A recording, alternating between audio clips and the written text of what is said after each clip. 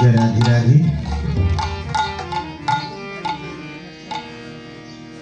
जय निताई। उपस्थित साधु गुरु वैष्णवगण, আমার কৃষ্ণ দাসী মায়েরা, আপনাদের সকলের চরণে জানাই কোটি কোটি প্রণাম।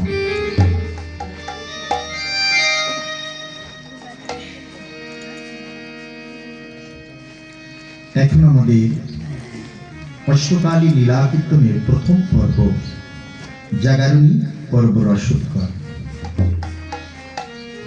আমি অজ্ঞান অধম ছেলে মানুষ, কীর্তন সম্বন্ধে আমার তেমন কোনো অভিজ্ঞতা নাই। এই কীর্তন যে কি রতন বস্তু তাও আমি সঠিকভাবে জানি না। শুনেছি গুরু মুখে ঈশ্বরের কৃপালেশ হয়তো যাহারে সেই সেই ঈশ্বর তত্ত্ব জানিবার। আমি নগণ্য, অতি নগণ্য সাধারণ জীব। কৃপা করে আপনাদের চরণে স্থান দিবেন আর ভুল ত্রুটি আমায় ক্ষমা করে দিবেন। জয় জয় শ্রী গুরুতাই গৌর সীতানাথ প্রেমানন্দে হরি হরি হরি হরি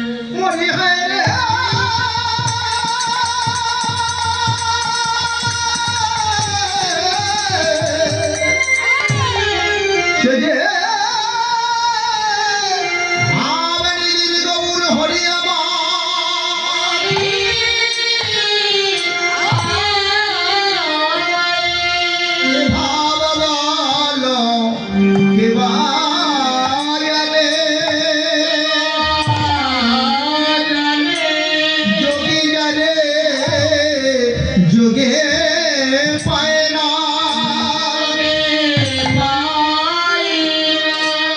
আবার মনি যারে খেলে পায় না আমার সাধক যারে আবার সাধনায় পায় না এই যে যোগাতীত বেদাতীত এই যে ভাবাতীত গুণাতীত এই গৌর বৃন্দাবনে ছিল কালো আজ নদিয়া এসে রায় অঙ্গ ধারণ করে গৌর হলো আর নাকি ছিল অঙ্গ বাঁকায় আমার ভঙ্গি বাঁকা দুটি নাকি ছিল তাও বাঁকা আর শিরে ছিল চূড়া ময়ূর পাখা আমার ভক্ত মনে বলে ওই যে যায় গো দেখা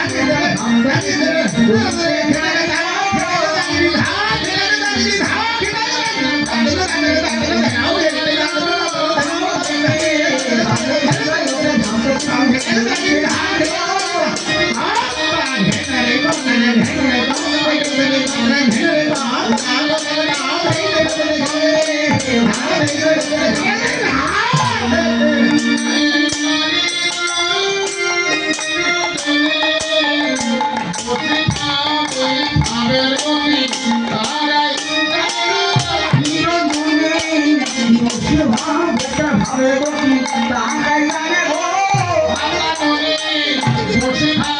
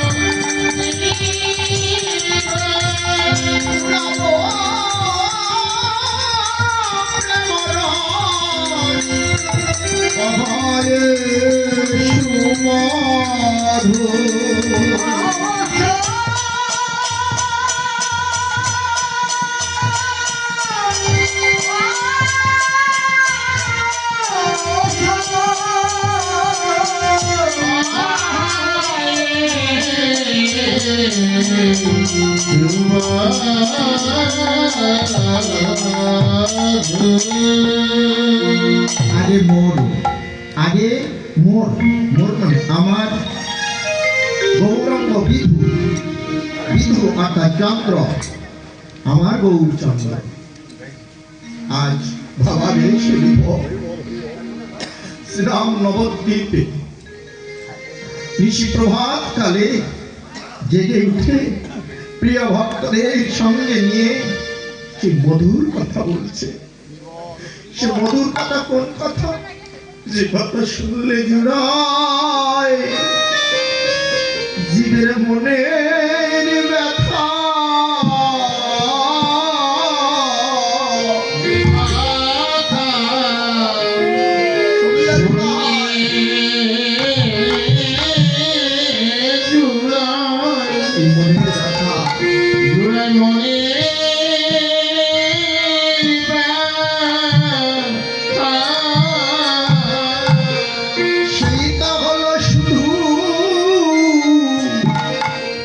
মধুর কথা জীবের জুড়ায় শুধু মনের ব্যথা। সেটাই মধুর কথা।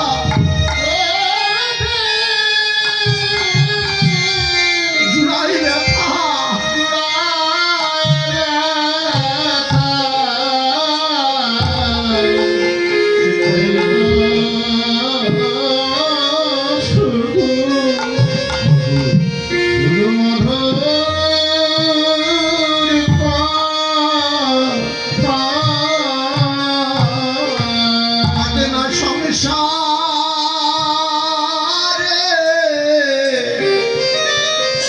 কোন যাতনা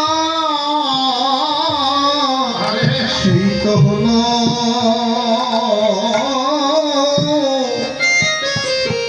মধুর কথা। থাকে না কোনো সংসার যাতনা।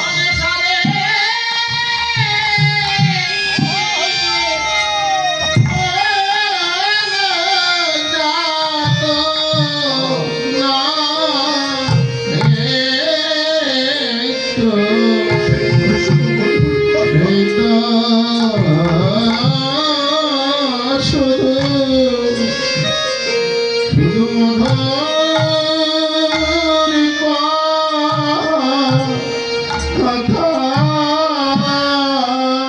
জীবের শুনলে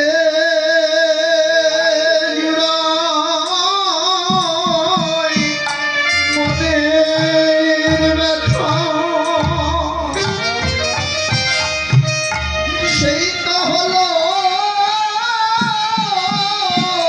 মধুর কথা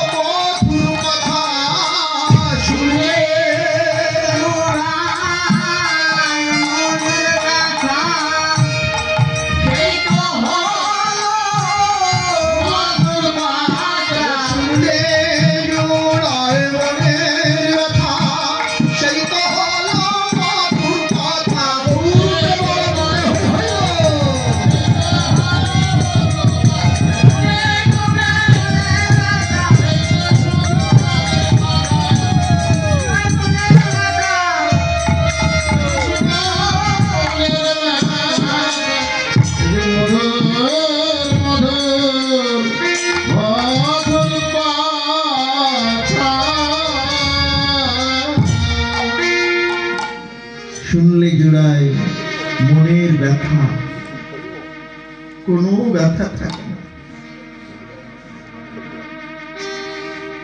এই যন্ত্রণাময় জ্বালাময় সংসারে আমরা কত কষ্ট পাচ্ছি, কত যন্ত্রণা পাচ্ছি, সেটা থেকে মুক্তি পাওয়ার একমাত্র পথ আমার গৌর কথা।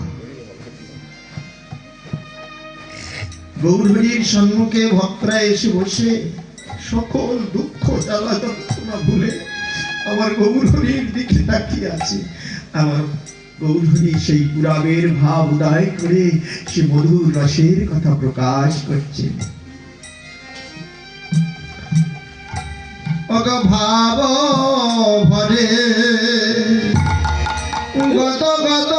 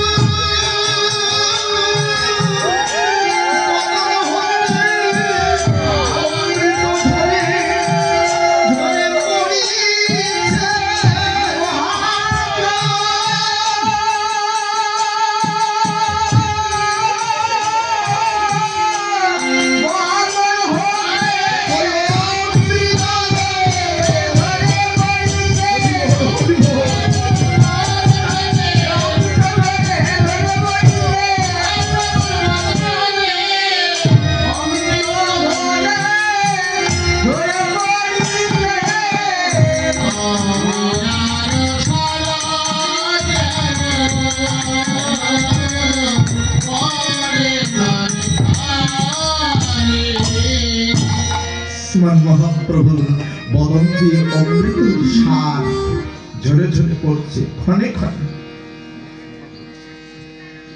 প্রিয় ভক্তগণ আস্বাদন করছে, যারা আমার মহাপ্রভুর এই অমৃত কথা আস্বাদন করেছে তারা জগতে অমর হয়ে গেছে, তারাই অমর হয়েছে। আমার প্রভুর আদর্শ যারা মেনেছেন, আমার প্রভুর কথামৃত যারা পান করেছেন, দেখুন তারা অমর। সর্বস্বামী তারা কি ছিল? কেউ মন্ত্রী, কেউ রাজা, কেউ জমিদারের ছেলে, ভীষণ ভীষণ ধনী ছিল তারা। সব কিছু আমার মহাপ্রভুর কথা অমৃত আস্বাদন করে ছেড়ে দিয়ে তারা পথের ভিখারি হয়ে গাছতলা করলেন সার। গাছতলা তাদের সার হয়ে গেল। সবকিছু ত্যাগ করে দিয়ে গৌর গোবিন্দের সেবায় লেগে গেল।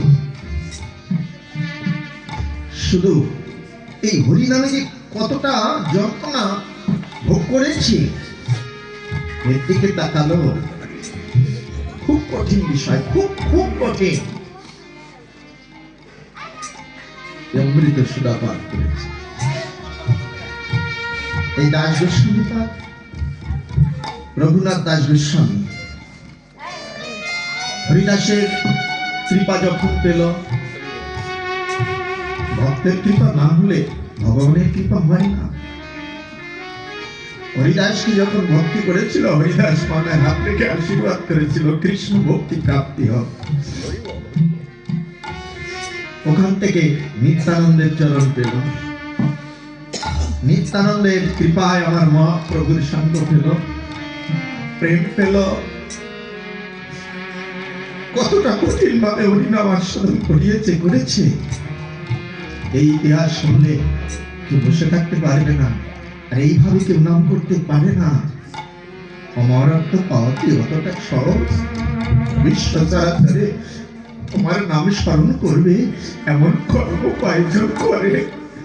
সত্যকে স্বার্থের জন্য ঘুরছি, আমরা পাওয়ার জন্য ছুটে এসেছি।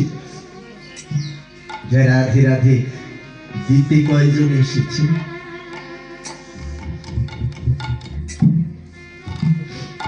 এরাই দিয়েছে।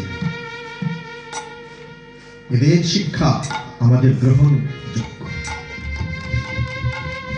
যদি হয় কৃপাটা, অবশ্যই অবশ্যই পাবো আমি নিত্যানন্দ চরণ কৃপা। তাই দাস গোস্বামীর কথা আমরা অল্প আস্বাদন করবো। দাস গোস্বামী যখন পানিহাটিতে নিত্যানন্দ প্রভু চরণে শরণাপন্ন হলেন, নিত্যানন্দ প্রভু তাকে প্রেমালিঙ্গন দিয়ে আমার মহাপ্রভুর চরণে সঁপে দিলেন। মহাপ্রভু আলিঙ্গন দিলেন। প্রভু আর ঘরে ফিরবে না প্রতিজ্ঞা করলেন। কিন্তু রঘুনাথের পিতা গোবর্ধন মজুমদার এসে ঘর থাকলেন, প্রভু আমাকে ভিক্ষা দিন, প্রভু আমাকে ভিক্ষা দিন। আমার একটা পুত্র, বিশাল ঐশ্বর্য, এই রাজ্য কে দেখবে, কে রক্ষা করবে এই রাজ্য? আমাকে সন্তান ভিক্ষা। মহাপ্রভুর কাছে কেউ ভিক্ষা চাই ফিরিয়ে দেয় নাকি? রঘুকে ডাক দিয়ে বলছে, রঘুনাথ যাও, তোমার পিতার সঙ্গে তুমি ঘরে ফিরে যাও। প্রভু ওই সংসার আমার ভালো লাগে না, ওই সংসারে আমি আর কোনোদিন ফিরে যাবো না। প্রভু আমায় ক্ষমা করুন, প্রভু আমায় ক্ষমা করুন।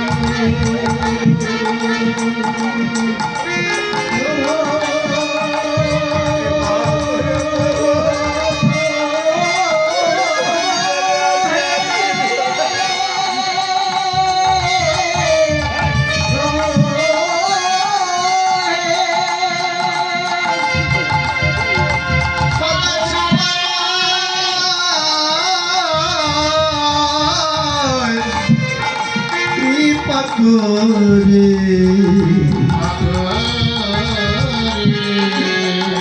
চরণ সারা করোনা করে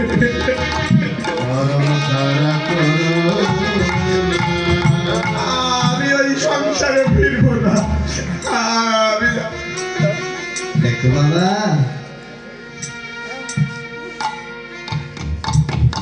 পিতা মাতাকে কষ্ট দিয়ে দুঃখ দিয়ে কখনো কোনো সন্তান সুখী হতে পারে না। কে বলছে বলুন তো? আমার প্রভু বলছে, পিতা মাতাকে দুঃখ দিয়ে কষ্ট দিয়ে কোনো সন্তান কোনো দিন সুখী হতে পারে না। তোমার এখনো সময় হয়নি বাবা, এখনো সময় হয়নি। যাও, সংসারে ফিরে যাও। সময় হলে আমি তোমাকে ডাক দিয়ে আমার কাছে নিয়ে আসবো। আমি কথা দিলাম, যাও। প্রভুর বাক্য অমান্য করলেন না। অনেক কান্নাকাটি করে চরণে ভক্তি প্রণাম করে রঘুনাথ ফিরে আসলেন আপন সংসারে। কিন্তু ভালো লাগে না, উদাসী উদাসীনের ন্যায় কিছুই ভালো লাগে না। একেবারে যার হরিপ্রেমে মন মরে যায়, এই সংসার বন্ধনে তাকে বাধা যায় না।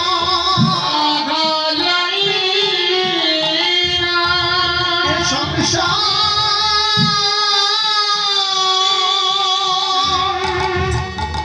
তাকে বেঁধে রাখিতে পারে না।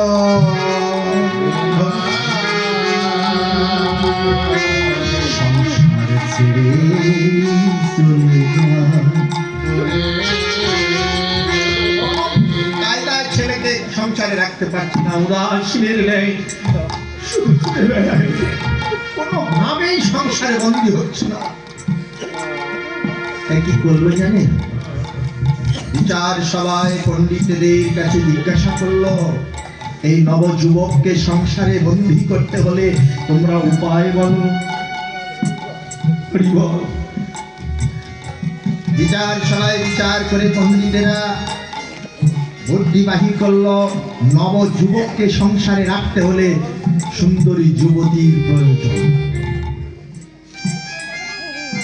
কামিনীর প্রয়োজন।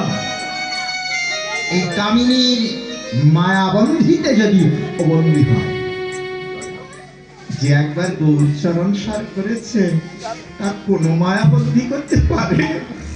এই জন্য এখানে ভগবান যার বন্ধন কেটে দেয় সে কখনো বন্দী হয় না। ভগবান তো বন্দী করে রেখেছে আমাদের মায়া জালে।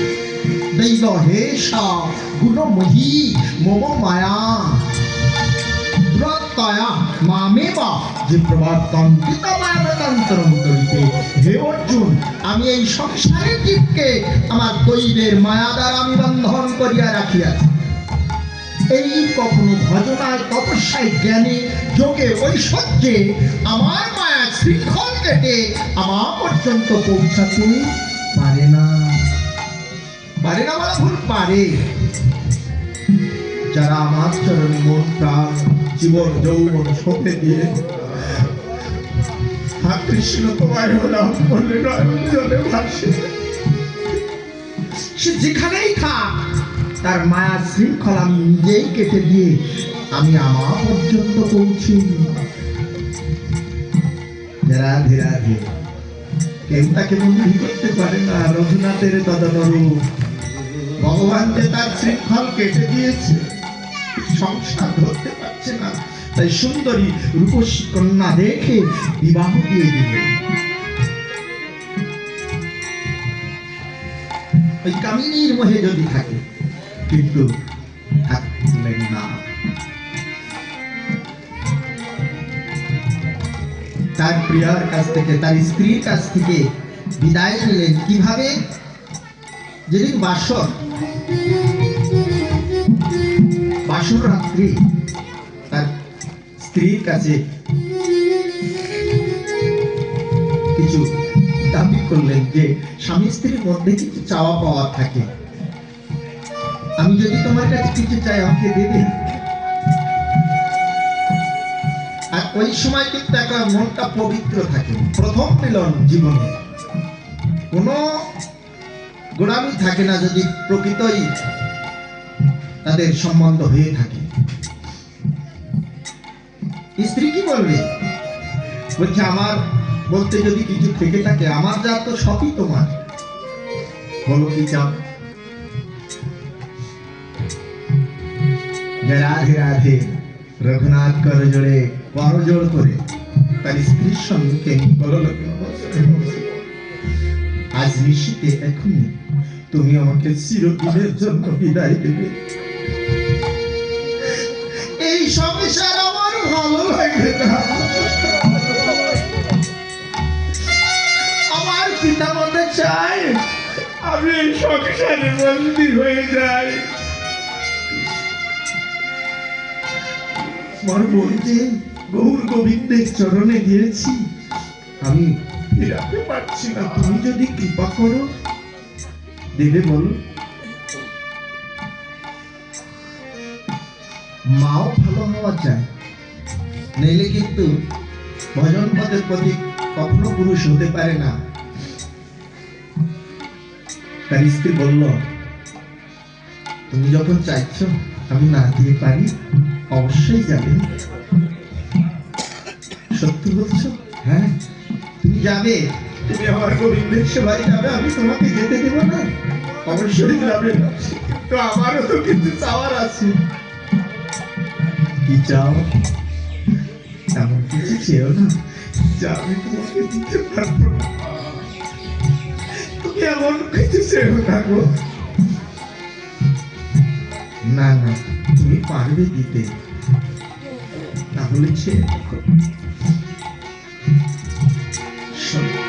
আমি তোমার কাছে চাই, এই দাসী যেদিন প্রাণ পাখিটা উড়ে যাবে,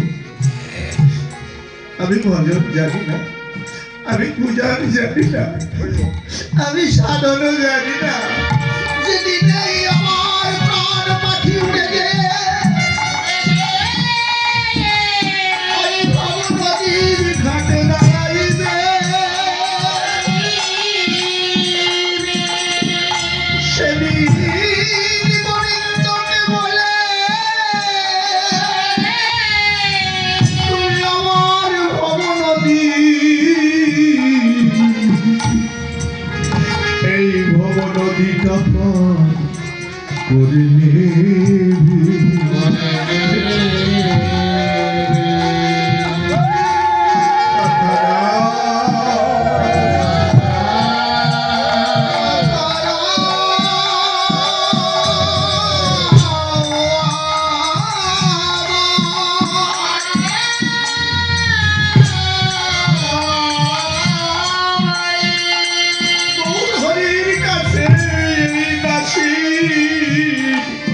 কথা তুমি বলবে, আমি কথা দিলাম, আমি বলবো, সে যেন কৃপা করে তোমাকে হাত ধরে পার করে নেয়। একটা কথা নেবে, আমি তো চলে যাব, কিন্তু এই রাত্রিতে, এই নিশীতে আমার পিতা মাতার কাছে তুমি বলবে না, তাহলে আমাকে যেতে দেবে না।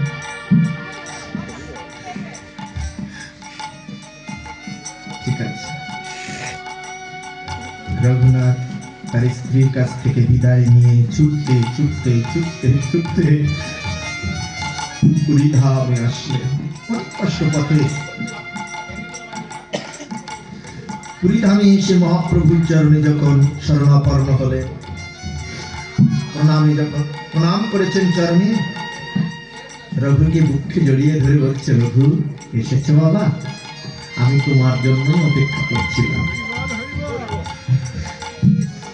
এসো আমার পক্ষে এসো।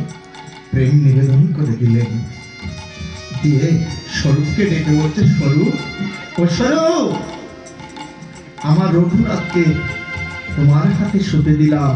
আমার রঘুনাথের যেখানে যা বাকি আছে পূর্ণ করে দাও। স্বরূপ দামোদর বক্ষে জড়িয়ে ধরে বলছে, রঘুনাথ, এ পদ বড় কঠিন পদ বাবা, তুমি পারবে? তুমি জমিদারের ছেলে, জীবনে কষ্ট করুন, যাও, তুমি এখনো সময় আছে, সংসারে ফিরে যাও। রঘুনাথ পরিচয় বলছে, যত কষ্ট হোক, যত বাধা হোক, আমাকে পারতেই হবে। আমার তো গৌরীর কৃপা লাভ করতেই হবে। কৃপা করে আমাকে ফিরিয়ে দিবেন না। ঠিক আছে বাবা, তাহলে তোমার এই পোশাক খুলে ফেলো। বৈষ্ণবের বেশ সাজিয়ে দিলেন, তারা সঙ্গে তিলক সেবা, হাতে নামের ঝোলা, সার কি জানেন তো, ভিক্ষার ঝোলা। রাজার ছেলে হয়ে ভিক্ষার ঝোলা কাঁধে। জয় রাধে রাধে। যাও, ভিক্ষান্ন গ্রহণ করবে আর হরিনাম করবে, এই তোমার কাজ। রাজার ছেলে, জমিদারের ছেলে কোনোদিন ভিক্ষা করিনি। কি করে জানি?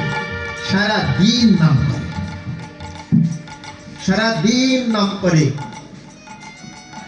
রাত 12টার পরে ছত্রের দুয়ারে, যখন মন্দিরের দুয়ার বন্ধ হয়ে যায়, তার আগে দেখে কোনো পাগল পাগলি অবক্ত অবস্থায় পড়ে আছে কিনা। ওখানে সেই সময়কার নিয়মের কথা হচ্ছে। এখন ওখানে প্রসাদ করার কথা, তার টাকা দিয়ে কিনতে হয়। আর যারা ধনী আছে, ভীষণ ধনী, কোটি কোটি টাকার মালিক, তারা সেই প্রসাদ কিনে নিয়ে কাঙালদের দান করে দেয়।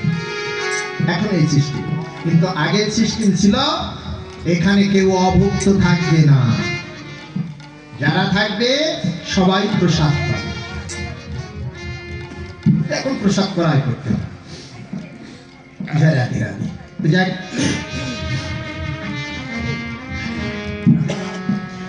ওই রাত 12টার পরে গিয়ে ওই থালা নিয়ে দাঁড়িয়ে থাকে।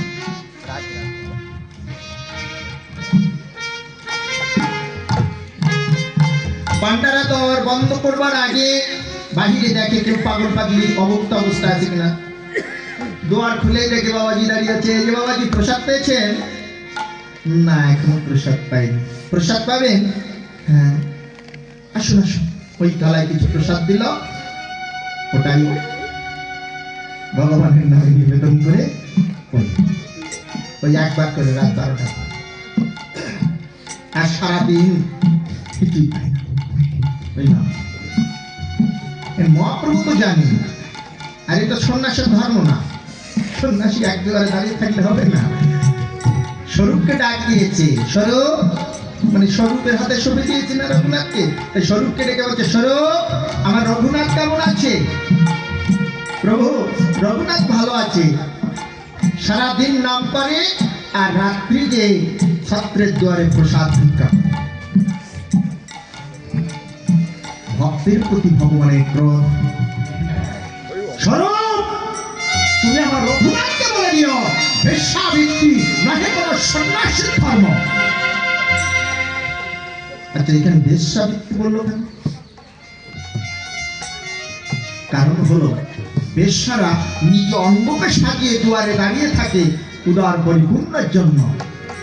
তদনুরূপ যদি একজন সন্ন্যাসী দাদার সঙ্গে তিলক সেবা করে বৈষ্ণবের বেশ নিয়ে এক দুয়ারে এক দণ্ডের বেশি দাঁড়িয়ে থাকে, তাহাকে বেশ্যার সঙ্গে তুলনা করা হয়।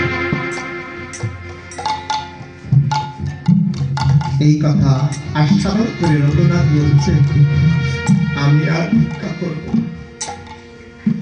এক দণ্ডের বেশি যদি এক দুয়ারে দাঁড়ালে অপরাধ হয়ে যায়, আজ থেকে আমি প্রতিজ্ঞা করলাম, আমি আর কোনো ধারে ভিক্ষারি করব না।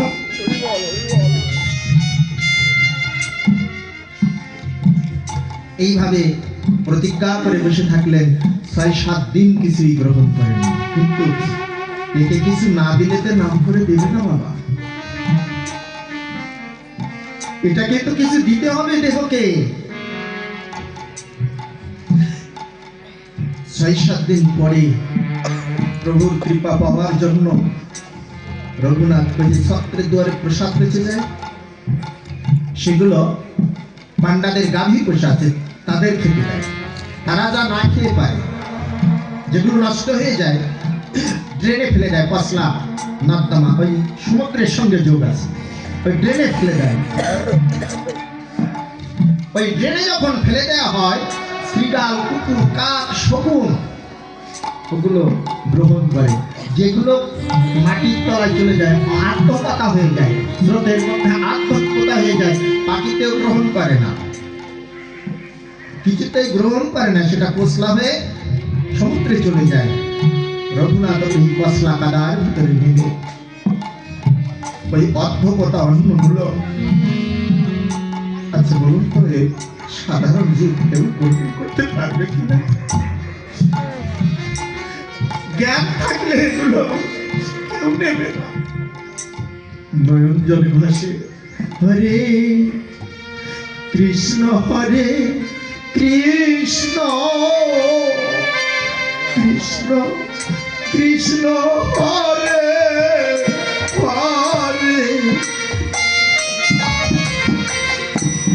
হরে রাম হরে রাম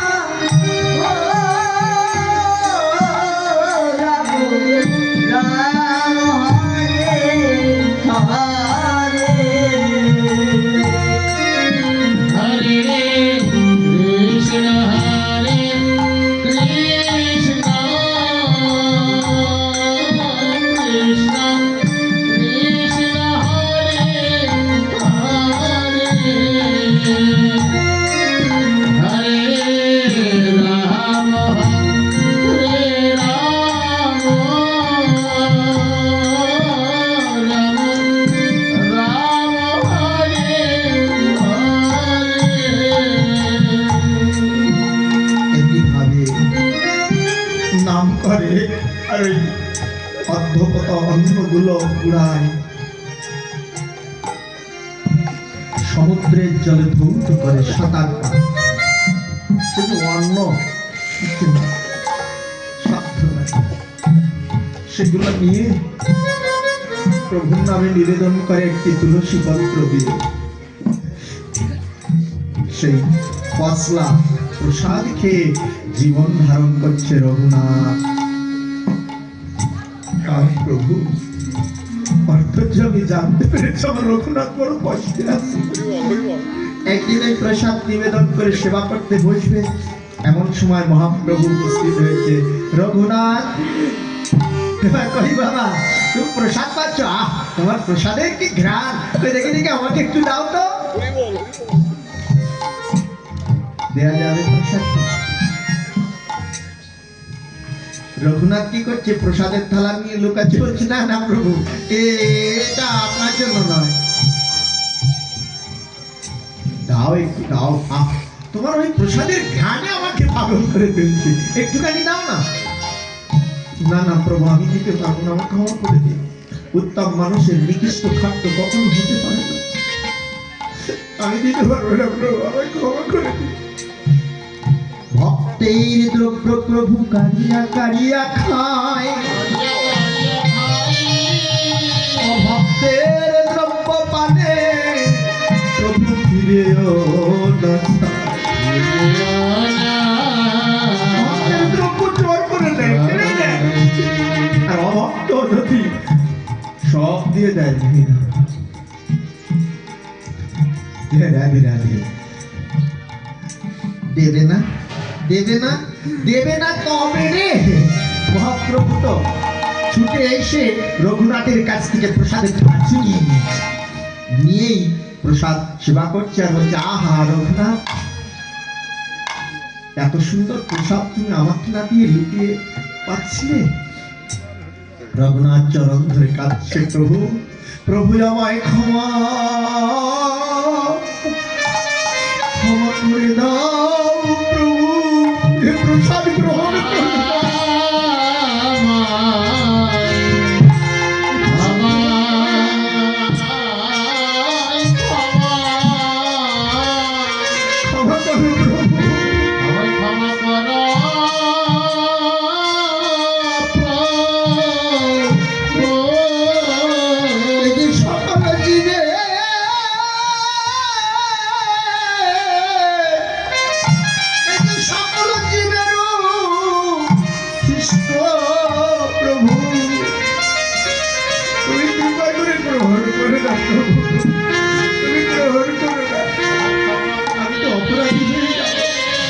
প্রভু সেবা করছে আর বলছে, রঘুনাথ শুনে নাও বাবা, সত্য কথা শোনো।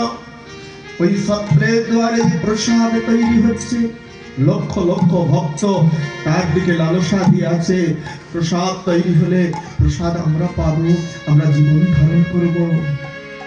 লক্ষ লক্ষ মানুষের লালসা, যে প্রসাদটা বেঁচে যাচ্ছে তার ভিতরে পশু পাখির লালসা। প্রসাদ বেঁচে গেলে ওই প্রসাদ ধারণ করে আমরা জীবন ধারণ করি। পশু পাখিতেও কিন্তু লালসা করে, যে গৃহস্থ যদি নষ্ট করে তাহলে আবার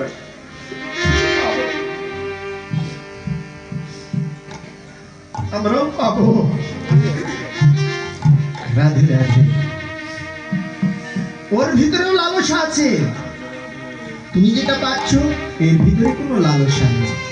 রাধে রাধে, এটাই হলো যার ভিতরে জীবের কোনো লালসা থাকে না, সেটাই হয় মহাপ্রসাদ।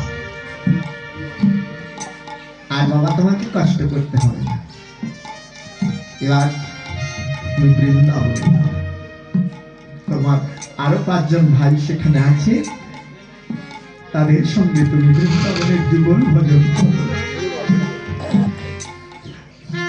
রঘুনাথকে আর প্রভুর কাছে রাখলেন না, এবার পাঠালেন বৃন্দাবন যুগল ভজনের জন্য, যে ভজনের আশায় আমরা আসি। রাধে রাধে, তাই আমার এত পরিশ্রম এত কষ্ট না করলে ফল পাওয়া যায় না, কিছু পেতে হলে আগে কিছু দিতে হয়। রাধে রাধে, তো যাক অমিয়ার সার যেন পড়ে ক্ষণে ক্ষণে, ফুলকে ফুরালতন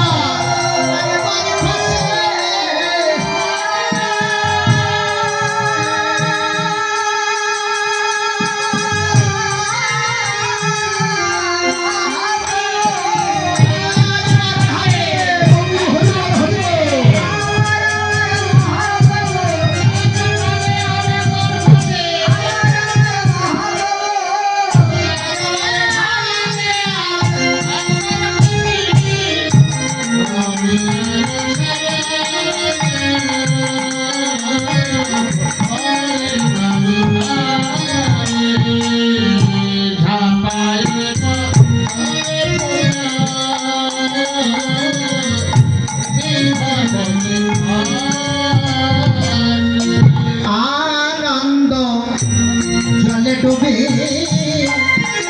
লোচন তারা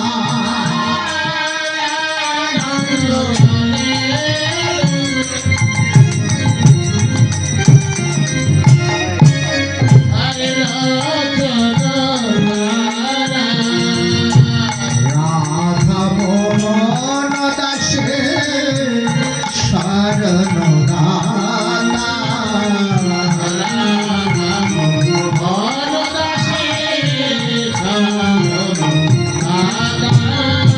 হরি ঈশ্বর দে শরণ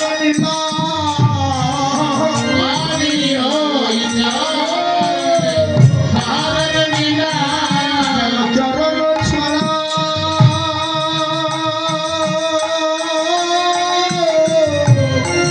করুণা গো ওই চরণে শরণ নিলা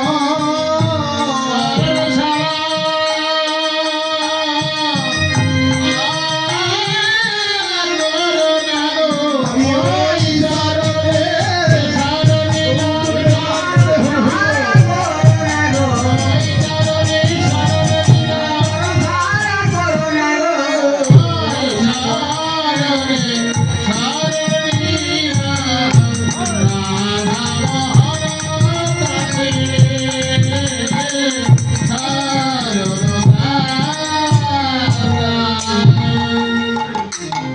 ধীরে ধীরে রাধা মোহন দাসে শরণ রাধা মোহন দাস কলকাতা গৌরচরণ সাথী জয় রাধে রাধে রাধে রাধে। এখানে আমরা গৌর লীলা বিশ্রাম